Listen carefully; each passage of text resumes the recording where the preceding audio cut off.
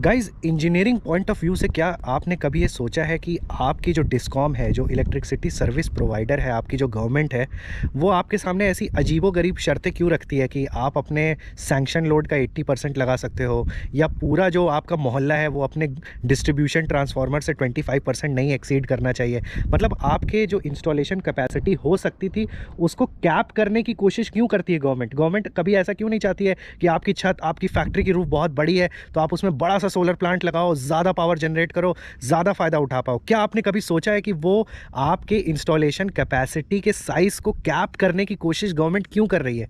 अगर आपने नहीं सोचा गाइस, तो अब जो मैं आपको बताने जा रहा हूँ वो सुन के आपकी आंखें खुल जाएंगी। रात में चलने वाला सोलर इन्वर्टर। जी हाँ, सुनने में भी बहुत अजीब लग रहा है। आप सोच रहे होंगे कि भाई सोलर प्लांट तो दिन में काम करता है, जब धूप होती है डीसी पावर से हम एसी कन्वर्ट करते हैं, लेकिन रात में इन्वर्टर कैसे चलेगा भाई? चलेगा भाई, न्यू टेक्नोलॉजी आ गई है। अगर आपको ये नहीं मालूम है तो इस वीडियो को एंड तक देखिए। अभी एक बिल्कुल ही नया कॉन्सेप्ट मार्केट में गाइस आ गया है। तो अगर आपको अभी भी लगता है कि सोलर इंडस्ट्री में बिजनेस पॉइंट ऑफ व्यू से या engineering job opportunity point of view से आप इस रेस में, इस इंडस्ट्री की रेस में पीछे छूट गए हैं, तो गाइस ये रेस फिर से स्टार्ट होने जा रही है और बहुत ज़्यादा गोल्डन अपॉर्चुनिटी है इसको टैप करने का। लेकिन वो तभी पॉसिबल होगा जब आप लेटेस्ट ट्रेंड और टेक्नोलॉजिकल इन्फॉर्मेशन से अपडेटेड रहेंगे। तो जो चीज़ मैं आपको गाइस बताने जा रहा हूँ, ध्यान से सुनिए, वीडियो को एंड तक देखिए और आपके लिए प्रोफेशनली बहुत ज़्यादा बेनिफिशियल होने वाला है, specially for engineering consultants and those who are looking forward for a golden opportunity in terms of job, वो भी इंटरनेशनल प्लेटफॉर्म पे। तो उनके लिए ये वीडियो बहुत ज़्यादा इंपॉर्टेंट होने वाला है। आज के मार्केट में जो सबसे आउटडेटेड पीस ऑफ टेक्नोलॉजी है वो है आपकी नेशनल ग्रिड। जो ग्रिड आपको पावर सप्लाई कर रही है, जो ट्रांसफार्मर है, सबस्टेशन है, पावर लाइंस का नेटवर्क है, that is the most outdated piece of infrastructure in terms of technology which is feeding you power। और जो भी आपका इलेक्ट्रिसिटी सर्विस प्रोवाइडर है, जो आपकी डिस्कॉम है, उसका सिर्फ और सिर्फ सबसे बड़ा डर यही है कि रिवर्स पावर इंजेक्शन की वजह से जो भी आपको पावर मिल रही है वो सिस्टम कहीं ट्रिप ना हो जाए, वो सिस्टम कहीं फेल ना हो जाए। आपके गली मोहल्ले या कॉलोनी के बाहर जो डिस्ट्रीब्यूशन ट्रांसफार्मर है उसकी लाइफ स्पैन होती है 20 से 25 साल की गाइस। उसको इंस्टॉल करते टाइम किसी ने कभी नहीं सोचा था कि सोलर का मार्केट इतना ज़्यादा बूम हो जाएगा और एक टाइम ऐसा आ जाएगा कि जो कंज्यूमर है वो पावर प्रोवाइडर बन जाएगा, मतलब अपनी पावर खुद जनरेट करने लगेगा।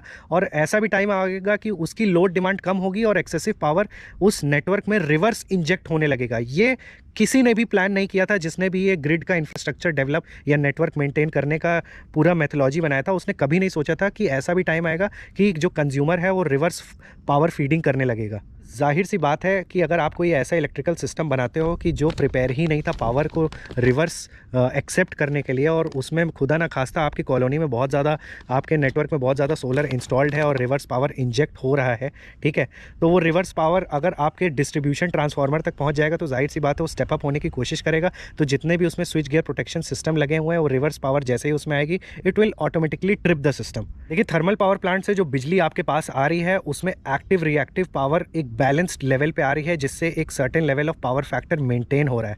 और जैसे ही ये पावर आपके डिस्ट्रीब्यूशन लेवल पे डिस्ट्रीब्यूट हो जाती है तो बहुत सारे तरीके के कैपेसिटिव और इंडक्टिव लोड की वजह से इसमें अप्स एंड डाउन्स आने लगते हैं। जब पावर फैक्टर रिड्यूस होता है तो सेम मशीन को एक्स्ट्रा यूनिट कंज्यूम करना पड़ता है सेम आउटपुट एफिशिएंसी देने के लिए। मतलब एक तरीके से आप पावर फैक्टर को डिस्ट्रॉट करके जनरेशन प्लांट्स पे, जो थर्मल पावर प्लांट हैं, उन पे ज़्यादा आप एक्सेसिव लोड डाल रहे हो ताकि वो एडिशनल परफॉर्म करें। So this is like a loss to the power distributor जो पावर जनरेट कर रहे हैं। तो हमेशा डिस्कॉम यही चाहती है कि आप कोई भी पावर जनरेशन प्लांट हो या पावर कंजम्पशन प्लांट हो, वहाँ पे पावर फैक्टर मेंटेन रहना चाहिए। पावर फैक्टर डिस्टॉर्ट होगा तो सिस्टम की एफिशिएंसी रिड्यूस होगी। पावर फैक्टर सबसे ज़्यादा डिस्टॉर्ट होता है इलेक्ट्रॉनिक इक्विपमेंट से, मतलब power, specially power electronic equipment से। यूटिलिटी स्केल पे जो बड़े बड़े इन्वर्टर्स लगे रहते हैं, those are all power electronic devices, जिसकी वजह से, उनकी सेटिंग्स की वजह से आपका जो जनरेशन है उसमें बहुत ज़्यादा डिस्टॉर्शन आ सकता है इन terms of reactive power and active power. मतलब पावर फैक्टर बहुत ज़्यादा डिस्टॉर्ट हो सकता है अगर आप गलत ग्रिड कोड पे पावर जनरेट कर रहे हो तो। बट जैसा कि इस वीडियो के स्टार्टिंग में बताया गाइस कि आप जो सोलर इन्वर्टर है वो रात को भी काम करेगा। कैसे?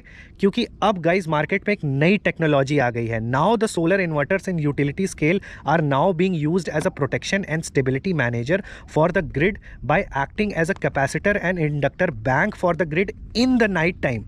आने वाले टाइम में गवर्नमेंट यूटिलिटी स्केल के सोलर प्लांट पे ये मैंडेट लगा देगी कि आपका जो सोलर प्लांट है वो पावर तो जनरेट करे ही करे, जो आप हमने टारगेट पावर हमको दे रहे हो कि हाँ इतने मेगावाट का प्लांट है तो नेशनल ग्रिड में हम इतना इंजेक्ट कर देंगे।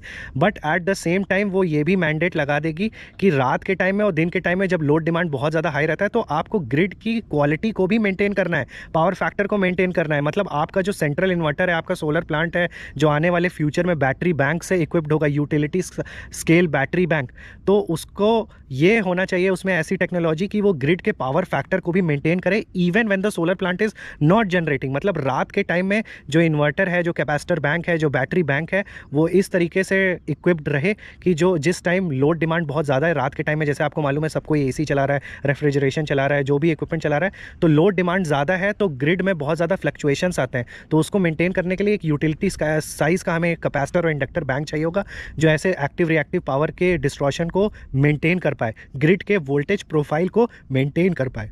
अब इस टेक्नोलॉजिकल चेंज की वजह से बहुत बड़ा रेवोल्यूशन आएगा इन टर्म्स ऑफ जॉब क्रिएशन। तो मतलब जो दिन में भी लोगों की रिक्वायरमेंट रहती है सोलर प्लांट में, वो उसके साथ साथ लोगों की रिक्वायरमेंट रात को भी रहेगी, क्योंकि अब सोलर पावर प्लांट ना केवल लोग एक्सपेक्ट करेंगे कि दिन में परफॉर्म करे, बट ऑल्सो बहुत ज़्यादा फोकस रहेगा कि हमारा सोलर पावर प्लांट आने वाले शाम को भी परफॉर्म करे, ताकि उससे जो जनरेट हो रही है पावर उसका तो हम फ़ायदा उठाएं, मगर रात के टाइम में जो ग्रिड में एबनॉर्मलिटीज़ है उसको भी कहीं ना कहीं ये मेंटेन करे। तो बहुत ज़्यादा इसकी वजह से गाइस जॉब क्रिएशन होगी, ठीक है। हमें मतलब एक high level of work force requirement होगा इसका, जो कि सोलर प्लांट में दिन के टाइम में तो काम करे ही करे, but since all the equipments will be active in the night time also, तो बहुत सारे इससे जॉब एम्प्लॉयमेंट की अपॉर्चुनिटी बढ़ेगी, प्रोवाइडेड आप उसके लिए तैयार हो। मतलब लक उन्हीं का साथ देता है जो लोग ऑलरेडी प्रिपेयर्ड रहते हैं, ठीक। So if you are new to the solar industry and you don't know this, then you are losing your clients, your revenue and your plant performance. Having the knowledge of solar PV plant data analytics will allow you to find the root cause of underperformance during daily plant operation.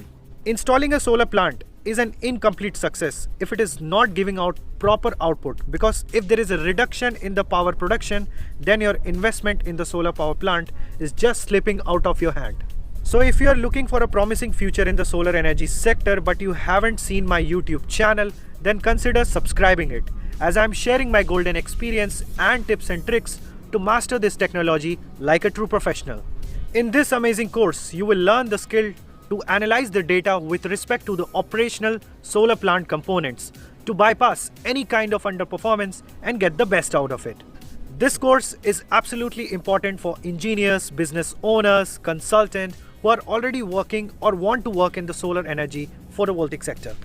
Trust me, without this highly demanding skill, your journey to success in this industry is incomplete.